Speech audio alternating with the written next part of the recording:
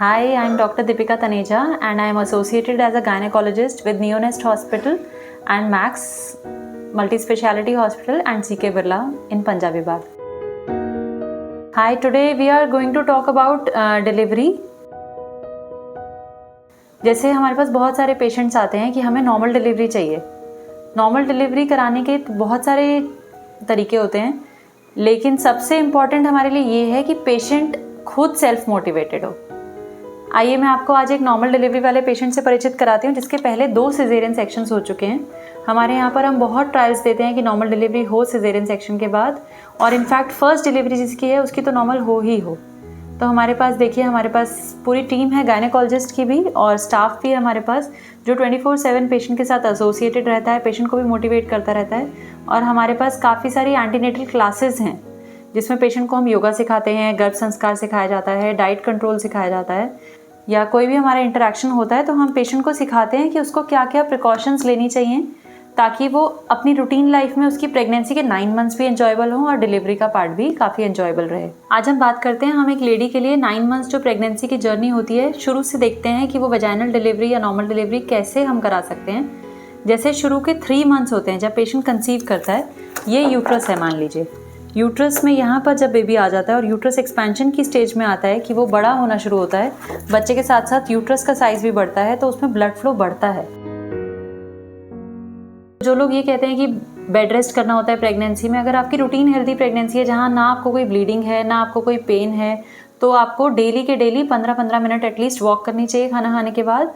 और जो एक्सरसाइजेज हैं, even brisk walk exercise, jumping, running, ये सब भी आप शुरू से अगर आप करते आ रहे हैं तो आप प्रेगनेंसी में कंटिन्यू कर सकते हैं.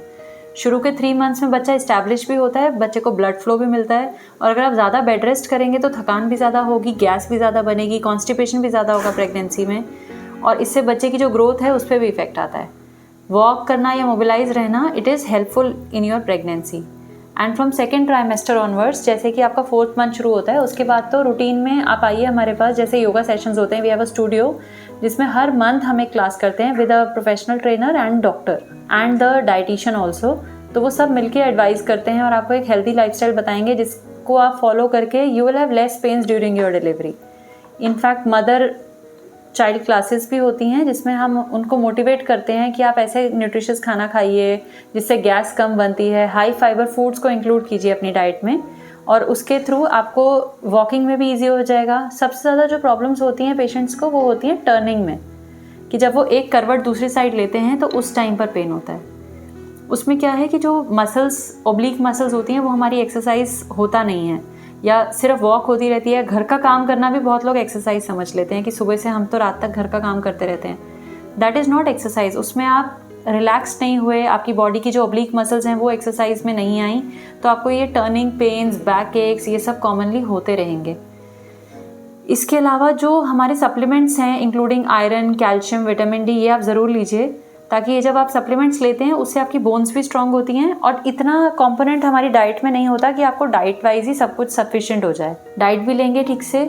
उसके बाद अच्छा, मेन सबके दिमाग में ये होता है हम पोछा लगा लेते हैं घर में, इसके थ्रू तो हमारी नॉर्मल डिलीवरी हो ही जाएगी. पोछा लगाना is a good exercise, we call it duck walk. That is going to expand your pelvis, थोड़ा उससे ईजी हो जाएगा. लेकिन अगर आप डायरेक्ट पोछा लगाने बैठ गए तो जो ओब्लिक मसल्स हैं या जो आपकी फ्रंट मसल्स हैं वो तो कहीं एक्सरसाइज हुई नहीं. पोछा लगा के थक भी जाओगे, और उसके बाद जो पेल्विक एक्सरसाइजेज मेन होती हैं रिलैक्सेशन वाली, वो होंगी भी नहीं, and your body will feel more tired then before. तो एक्सरसाइज तो हो जाएगी मम्मी के कहने पे, लेकिन नॉर्मल डिलीवरी वाला हमारा पर्पस फुलफिल नहीं होगा. दूसरा जो इम्पॉर्टेंट चीज़ है, जो लोग कहते हैं हमें आकर कि मैडम हम घी पी लें, हम कैस्टर ऑयल पी लें तो हमारी नॉर्मल डिलीवरी हो जाएगी. These are all myths. Let us see ये क्या करते हैं हमारी बॉडी में जाकर. हमारी बॉडी में जाकर जितना भी घी, तेल, कैस्टर ऑयल जाता है, एक तो सबसे पहला काम तो ये गैस्ट्राइटिस क्रिएट करता है. बॉडी में आपको गैस ज़्यादा बनेगी, हैवी हो जाएगा पेट, उल्टी भी आ सकती है, और उसके बाद आपको लगेगा कि ये तो डाइजेस्ट ही नहीं हो रहा. तो और सेकेंडली, जो किसी को भी नहीं पता, ये चीज़ें आपकी बॉडी में बच्चे की हार्ट बीट को अफेक्ट करती हैं. बच्चे की हार्ट बीट को एकदम से तेज़ ले जाती हैं या कम ले जाती हैं, तो उसको बोलते हैं फीटल डिस्ट्रेस. ऐसे में बच्चा पेट में पॉटी भी कर सकता है, और जब तक आप डॉक्टर के पास पहुंचेंगे पेन लेकर तो कोई कॉम्प्लिकेशन भी हो सकती है, या बच्चे को भी इस पर बुरा असर पड़ सकता है. तो कृपया करके ये अपने देसी नुस्खे अभी नहीं करेंगे. Even if you want to do them, tell your doctor that you are trying them so that the doctor can take adequate precautions और वो पूरा मॉनिटरिंग कर सके कि आपके बच्चे की कोई हार्ट बीट ख़राब तो नहीं हो रही है, या जो भी उनको देखना है वो अपना साथ साथ देख सकें. ठीक है. दूसरी चीज़ होती है, एक तो फैमिली मोटिवेटेड होती है, एक पेशेंट मोटिवेशन के लिए हमारे पास एक नॉर्मल डिलीवरी के लिए इंजेक्शन होता है, एपिड्यूरल बोलते हैं उसको. उससे पेन काफ़ी कम हो जाता है, 90% रिडक्शन हो जाता है पेन में. तो वो पेनलेस डिलीवरी की तरह काम करता है. अगर उसको सही टाइम पे दे दिया जाए तो पेशेंट को बिल्कुल भी पेन एक्सपीरियंस नहीं होता. So the patient can push and patient can learn how to be comfortable in her normal delivery also. उससे ना तो इन्फेक्शन के चांसेस बढ़ते हैं, ना सिजेरियन होने के चांसेस बढ़ते हैं, और बच्चे पे भी उसका कोई बुरा असर नहीं आता. और ना ही कोई फ्यूचर में जाके आपको कमर में दर्द या कमर में टेढ़ापन, ऐसा कोई भी साइड इफ़ेक्ट नहीं होता. तो please you should know about it, you should opt for it. क्योंकि पेन होकर जो नॉर्मल डिलीवरी पहले बहुत ज़्यादा पेन होता था, उसकी पेन टॉलरेंस भी अलग अलग होती है पेशेंट्स की. ऐसा नहीं है कि आप किसी को नॉर्मल डिलीवरी के लिए प्रिपेयर कर रहे हो तो उसको उतना ही पेन देना भी ज़रूरी है. पेन कम करके और पेशेंट को कंफर्टेबल करके भी नॉर्मल डिलीवरी कराई जा सकती है. हमारे पास ऐसे भी पेशेंट्स होते हैं जिनको पता ही नहीं चल रहा है डिलीवरी हो गई, उसके बाद हम उन्हें जब बेबी दिखाते हैं तो वो हमसे पूछते हैं, अच्छा डिलीवरी हो गई क्या मैम? ठीक है. So I want all of you to have that experience. Come and meet us and you can always discuss your queries and questions with us. एक सिजेरियन के बाद भी नॉर्मल डिलीवरी होती है, 2 सिजेरियन के बाद बहुत रेयर होता है बट होती हैं. तो आज हम आपको उसी पेशेंट से मिलवाने लेके जा रहे हैं. इनका नाम है Kusumlata. She was with us since her 2nd month of delivery. शुरू में इनको कुछ कॉम्प्लिकेशंस रही थी, कुछ ब्लीडिंग रही थी, तो ये हमारे पास आए थे. Since 2 months she has been associated with us. पहले इनके 2 सिजेरियन सेक्शंस हैं और उसके बाद फिर ये नॉर्मल डिलीवरी हुई है. ये बेबी है, आज इनका 2nd डे ऑफ डिलीवरी है. He is the father. ये बहुत ही मतलब चांसेस तो बहुत ही स्लिम थे, हम समझ ही नहीं रहे थे कि हो पाएगा. क्योंकि हमने जो सुना है ना बाहर, इतनी तो नॉलेज है कि बहुत कम चांसेस होते हैं 2 बार सिजेरियन होने के बाद. तो वो तो थोड़ी सी होप डॉक्टर साहब ने दिखाई थी, तो डॉक्टर साहब ने कोशिश करी और करके दिखा दिया. मतलब थोड़ा सा अनबिलीवेबल है हमारे लिए, तो बिल्कुल भी कर नहीं सकते मतलब हम लोग विश्वास इस चीज़ पे कि नॉर्मल डिलीवरी हो जाएगी. तो वो तो एक बहुत अच्छा एक्सपीरियंस रहा हमारे लिए. तो इसमें आप लोगों ने कुछ अपनी तरफ से क्या क्या सेफ्टी रखी थी? सेफ्टी जैसे डॉक्टर साहब यहाँ पे हर हफ्ते ना वो होता था, योगा क्लासेस वगैरह कंडक्ट करती थी, उसमें पार्टिसिपेट करती थी, फिर घर पे भी करती थी योगा. तो एज़ पर एडवाइस चलते थे हम लोग, तो उससे भी काफ़ी बेनिफिट मिलता है योगा वगैरह से भी. नॉर्मल डिलीवरी में काफ़ी बेनिफिट होता है इस चीज़ का भी. और खाने पीने में आप लोगों ने या मतलब काम वगैरह करते थे? हाँ, ये जैसे एज़ पर एडवाइस था कि भाई काम वगैरह डॉक्टर साहब वो तो एडवाइस देती रहती थी डॉक्टर साहब हमारे को कि भाई रेस्ट जितना हो, कितना काम करना चाहिए कितना नहीं. थोड़ा बहुत वॉकिंग भी करनी है, काम भी करना है, खाली ये नहीं कि 100% रेस्ट पे ही रहना है.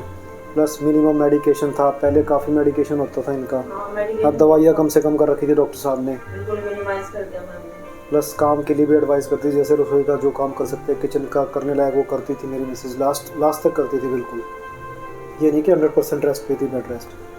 और मिनिमम मेडिकेशंस थी, मतलब ये भी नहीं कि बहुत 10 दवाइयाँ खा रही है सुबह शाम, कम से कम दवाइयों के साथ हुआ.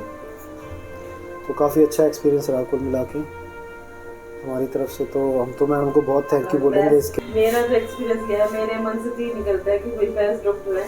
क्योंकि देखो जो हम फर्स्ट टाइम आए थे ना, हम ब्लीडिंग हो रखी थी हमें, और हम ऐसे यहाँ से जा रहे थे, हम ऐसे एंटर कर रहे थे, इमरजेंसी में आए थे. तो मैडम से जब मिले पहली बार तो मतलब लगा कि इन्हीं के साथ कंटिन्यू करना है. इतनी तसल्ली हो गई थी हमें देख के, क्योंकि इतने मतलब पोलाइटली इन्होंने हैंडल करा, वो बहुत अच्छे से ब्लीडिंग वगैरह सब कवर होगी. तो मुझे लगा कि इन्हीं के साथ अब कंटिन्यू करना है. और मैम के साथ ऑल ओवर एक्सपीरियंस भी बहुत अच्छा रहा. मैम ने हमें जो गाइड करा और ये जो करा है मैम ने, एक मैजिक है मेरे लिए. तो ये सोच ही नहीं सकती थी, 1% चांस नहीं थे मेरे लिए कि भाई मेरी डिलीवरी नॉर्मल होगी. क्योंकि 2 C-सेक्शन हो रखे हैं और मैम ने ये मैजिक कर दिया. ये बहुत बड़ी चीज़ है मेरे लिए.